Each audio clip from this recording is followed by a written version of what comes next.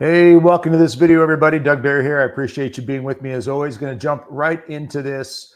There have been a lot of warnings out there coming from multiple sources about upheaval, political violence, civil unrest. We hear the words civil war being thrown around quite a bit. We've seen the cyber attacks. We've seen the problems with manipulation and abuse over pandemics. We could just go down the list. And while I don't want to be a doom and gloom, I want to be let's just call it a warning. We've got to get that warning out there. We've got to wake people up to the reality. And each of us has to wake up a little more, maybe a little bit every day, to the reality of what we're dealing with in our world right now and respond appropriately. I want to encourage you to go out to our website, click the link in the description below, and sign up for a free webinar on September 4th, brcoalition.com/November. How to prepare for November. It's a masterclass I'll be talking about and teaching 90 minutes on what we can do, should be doing with regards to being better prepared for all these different turbulent things going on in the world right now. Now, we've been doing these live videos more and trying to get these videos out more because, again, the times they're screaming at us. And I don't want to be over dramatic. It's one thing I've been doing this work for over 35 years. I've traveled around the country, all over different parts of the world. And I do not like sensationalism or being over dramatic, but there is a sense of urgency. And there's a difference between urgency and anxiety, or urgency and over dramatizing something. And we don't want to over dramatize, but we want the facts. But we also have to understand with a sense of urgency that these things are serious and they're real. Now, we did a video just last week, and you can reference the whole thing if you'd like to, but go back to the different channels that we're running this on, the Doug Barry channel or the BR Coalition channel, and you'll find several videos that we did in the last week or so regarding some of these different events, and encouraging people to sign up for the free masterclass at brcoalition.com/November. But I want to address a particular news story that came out about a week and a half or so ago from a retired Green Beret. We're going to get to this first clip and address again, as we did in the previous video, what he is saying about the times that we're in regarding war and potential attack on the U.S. homeland. Let's check out the clip now, please. Green Beret, Lieutenant Colonel Scott Mann, and our friend joins us now in studio. Colonel, thanks for being here. Thanks for having me. Just first, your reaction to Israel's preemptive strike against Hezbollah. You know, the first thing I thought about when I saw that is that we had better start paying attention here at home. You know, what happened on October 7 is not an anomaly. It's gonna hit us here at home. In fact, a lot of the veterans groups who are warning about an attack are saying that the next attack that hits the homeland is not going to be a World Trade Center type attack. It's going to be more of an October 7 style, Russian theater style attack where we live, work, and play. So I hope we're paying close attention to this. Wow, I mean, you're talking, we've let in millions and millions of people. We have no idea who we are. We're vulnerable. Yeah, we are. And ironically, the attackers that we're probably going to see do that have trained in the very NATO bases that we lived and operated in for 20 years in Afghanistan. Wow. All right. So what you see there very clearly is what's going on in the Middle East is many different veterans groups, as this retired Green Beret says. And I've heard this from people that I've talked with directly, former intelligence officers, former FBI, former military on various levels, who are all saying essentially the same thing, that many of them believe that this is coming here. Again, not doom and gloom, but what do we do? How do we get better prepared to handle something like this? U.S. is a big country, a lot of square miles in this country, 350 or so million people. So this could be something that is just unspeakable. We've got to be better prepared for that. Now, that being said, notice what's happened with the border being open. As you heard mentioned at the end of the clip, we don't even know who's in the country. So many people have come into this country. We don't even know where they all are, can't vet them all. When people say that the government is saying DHS or whoever, we vet these people that are coming into the country, you can't vet many of them. Okay? They don't have a past, they don't have a history, they don't have a record, if you will.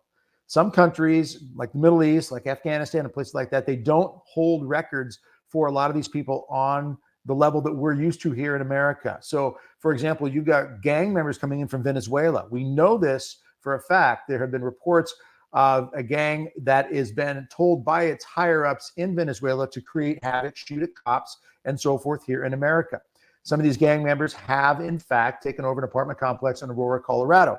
If you are paying attention to the news, you've probably seen clips of this as of late. And while there's dispute by some politicians, mainly on the left, saying, oh, you're just hyping this up, this isn't really happening, there's actual security camera video footage of gang members walking around in the apartment complex with rifles, with pistols, basically kind of dominating and taking the place over. Now, law enforcement, according to a report I saw earlier this morning, is starting to step up and take control of that situation. They're trying to, but it's another example of where the breakdown can lead to if we're not vigilant. And all of us need to be much more vigilant.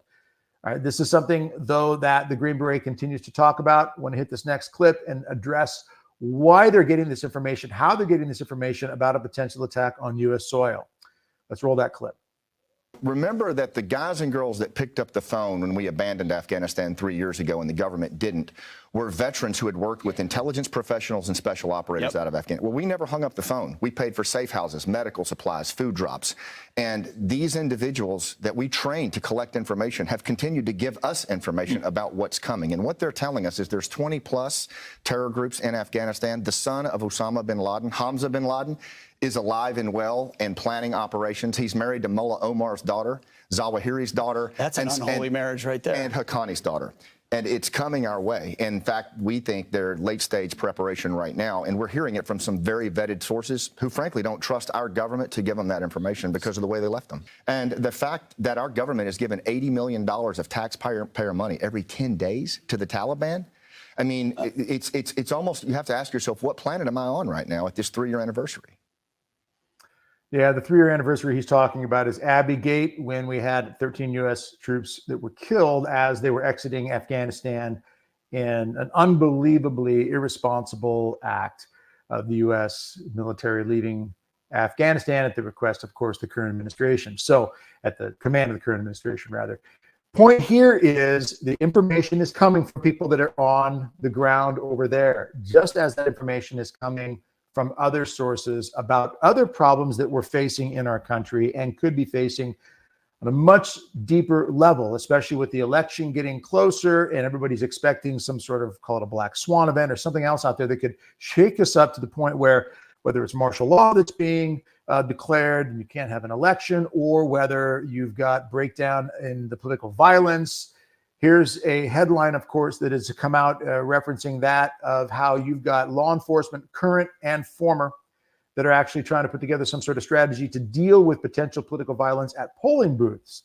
So this headline here, you see, just as of August, a plan to address political violence before the election, before election day. Again, law enforcement, current and former, trying to put together a plan to deal with polling booth violence that may occur.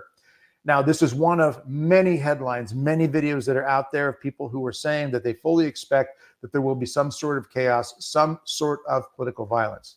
Okay, now, back to the key point we're trying to get at here is, what are we doing to be better prepared when it comes to these types of things that are going on? Whether it's the potential of political violence, whether it's a potential attack on our soil, whether it's these gangs, such as the Venezuelan gang that's taking over in various places, or not taking over necessarily so much as just creating chaos. These are all currently happening. These are reasons for us to be vigilant and to take steps where we can, and then trust the rest of God. I'm going to get to a couple of key things that I'm doing right now. And of course, we're going to go into much more detail on Wednesday, 7 p.m. Central Daylight Time. And the masterclass that I'll be teaching, I want you to go out to brcoalition.com/November. The link is in the description. Click that link, go out, sign up. It's free. It's a masterclass webinar. We're going to be addressing some very important things with regards to what we can and should be doing to get ready in these times that we're in.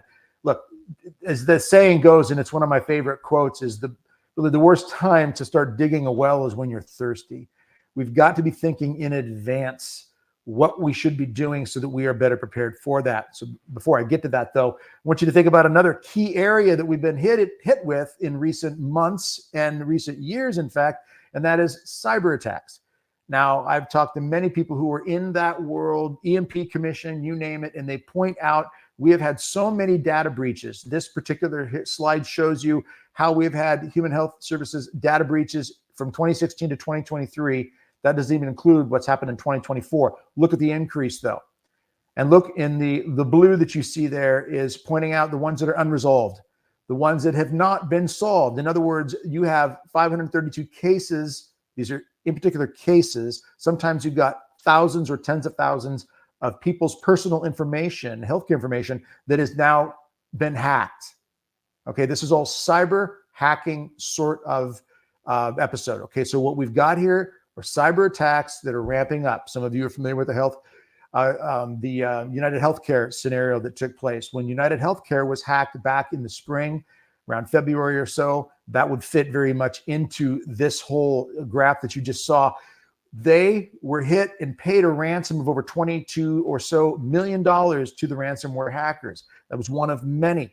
Now, that went on for months, and to my knowledge, still has not been completely resolved with regards to the effect that it had on doctors, on patients, a whole variety of different areas where a cyber attack can hit.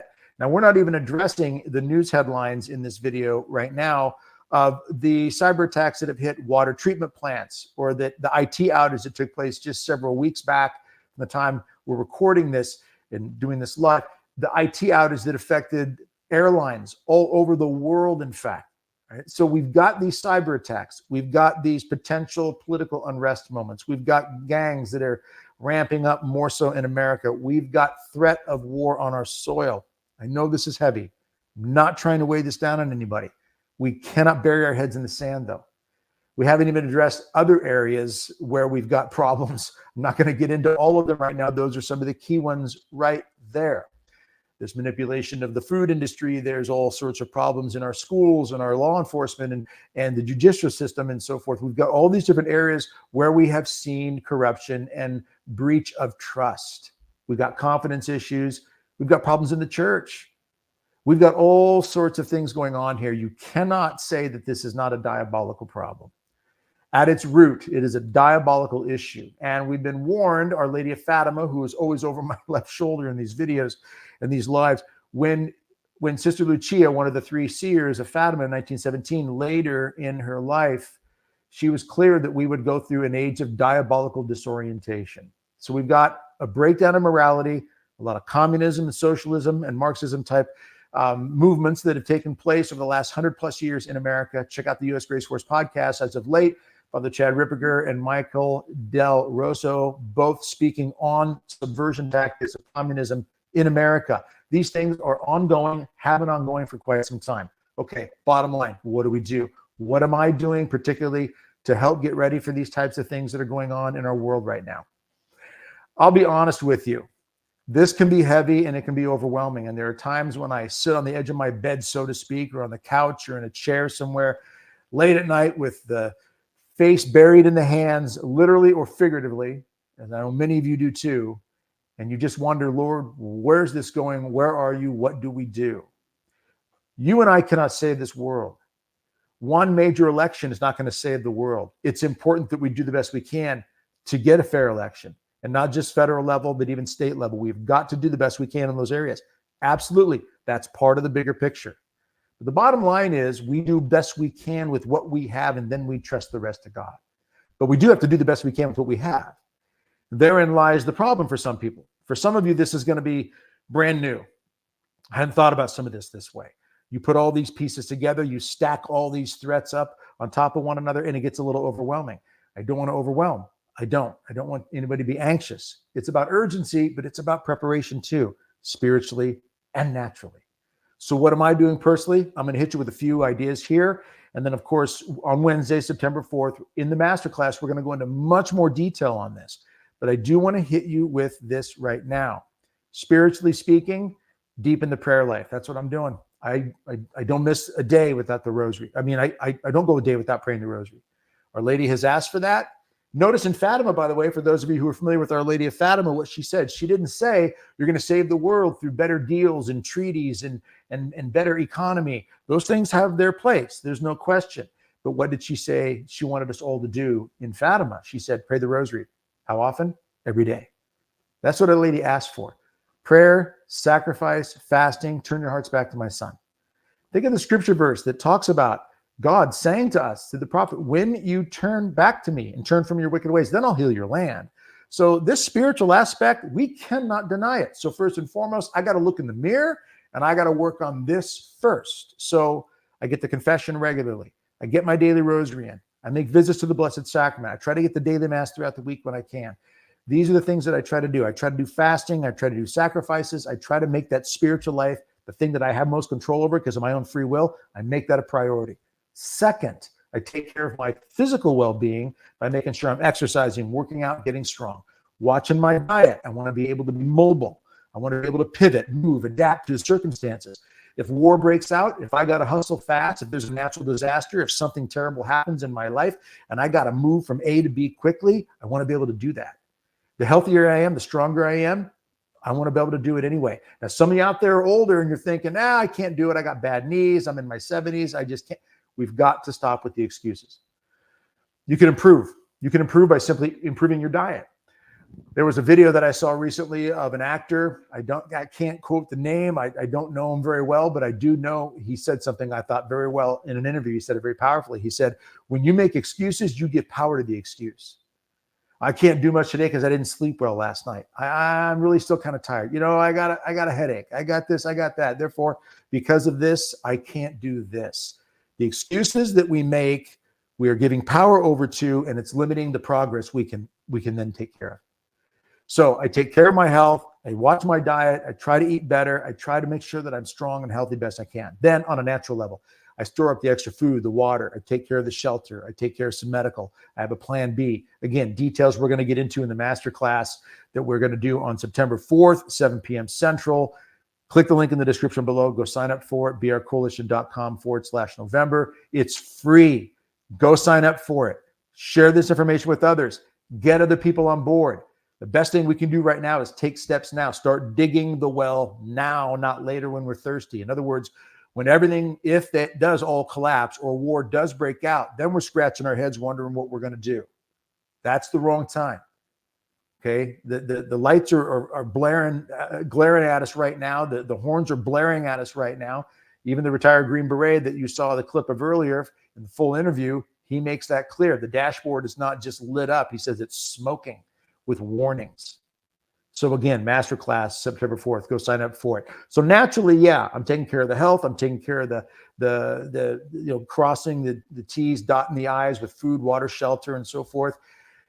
And then I'm also in my mind and in my heart, I'm dealing with these things without panic. Okay, I do the best I can in these areas and I trust the rest of God. But in doing the best I can without panic, I'm using common sense and I'm understanding this is a bigger picture. God is the one that is overseeing all of this. I know there are those that will say God's got this. God's in control. He doesn't control free will. He doesn't control what you and I decide to do or not do. He will never do that. If God was in control of everything, why are we having human trafficking and abortion and war? God doesn't want those things. He allows us to fall into that stuff. It's permissive, the permissive will of God, as theology teaches. Positive will and permissive will. Positive, God causes. Permissive, God allows. So he will allow man's free will to do what man does, which means he will allow you or me to sit back and do nothing. Then if everything hits the fan and falls apart, there we are, hungry, thirsty, can't defend, protect, can't put a tourniquet on because we never took the time to learn how to do it or even buy a tourniquet. You get my point? We have free will. We can act on these things. So let's act to the best we can. And then, of course, trust God. No anxiety, though. That's one thing Jesus is clear about. Worry gets us nowhere. But common sense, that's different. That does get us somewhere. So I'm working on the spiritual life. I'm working on the natural life with regards to personal health and so forth, and personal surroundings, food, shelter, and so forth. And I'm working on the mind and the heart with regards to trusting and not letting panic dominate me. All right, I'm going to wrap this video up with this key point. I live a 90-10% kind of prepping life. 90% of my life, I'm living, right? I'm hanging out with kids, grandkids, family. I'm going out, visiting friends. I'm living, right? 10%, every day, 10%, I take steps that help me get better prepared and be sharper. So I'm doing a little training, a little preparation, a little this, a little that. Yeah, 10% of the time, give or take. 90% give or take, I'm just living life. I'm looking forward to the football season. I want to see the Packers do well. I'm looking forward to spending time with family and grandkids. I'm looking forward to life, but I'm prepared as well. 90-10, no panic, no anxiety, sense of urgency, which prompts me and motivates me to take these steps to be better prepared and trained up. All right, I'm going to wrap it up there and just encourage you to look at your life, take an inventory, take the right steps, get better prepared. Go out to brcoalition.com/November. Sign up for that free masterclass. It's in 2 days. Time this live is taking place. September 4th, 7 p.m. Central Daylight Time. Go check it out. Share this information with others. God bless you and strengthen you. We can do this. We can take care of the foxhole that God puts us in control of. He gives us the free will to do. Take care of your foxhole. Be part of that bigger battle plan that God may have for us. And let's do the best we can to do it with peace, with charity, but with a sense of urgency. God bless you. We'll see you soon.